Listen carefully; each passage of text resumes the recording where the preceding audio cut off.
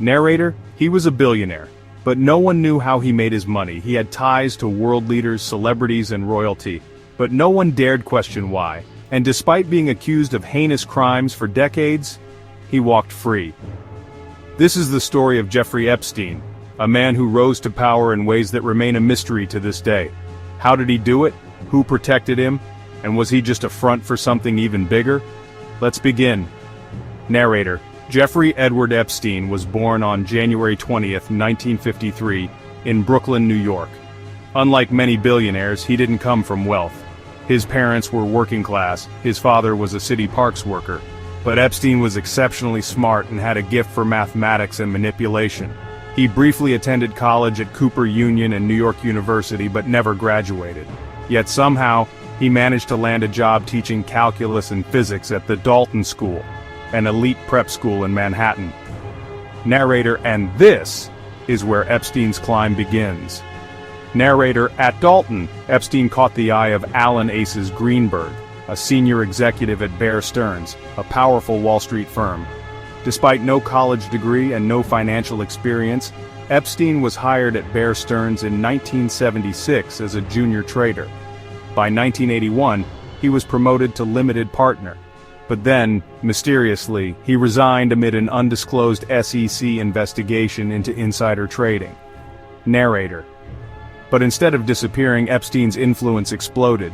He started his own financial consulting firm, but no one really understood what he did. He claimed to manage the assets of only billionaires and refused to take normal clients. Yet, there were no public records of his trades. No one knew where the money came from. Narrator: then came Les Wexner, the billionaire owner of Victoria's Secret, Abercrombie & Fitch, and Bath & Body Works. In the late 1980s, Wexner gave Epstein full control over his finances, and more. He signed over a $77 million mansion in Manhattan to Epstein for free. Some say Wexner was Epstein's real source of wealth. But why did he trust Epstein so much? Was there something more going on? Narrator: by the 1990s, Jeffrey Epstein was moving in the highest circles of power. He had personal friendships with Bill Clinton, Donald Trump, and even British royalty. His private jet, nicknamed the Lolita Express, regularly flew celebrities, politicians, and world leaders to his private island. But what was really going on behind closed doors?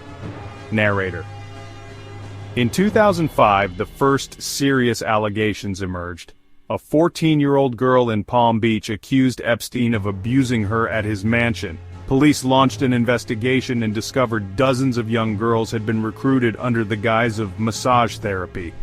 The evidence was overwhelming, but instead of facing real justice, Epstein cut a deal.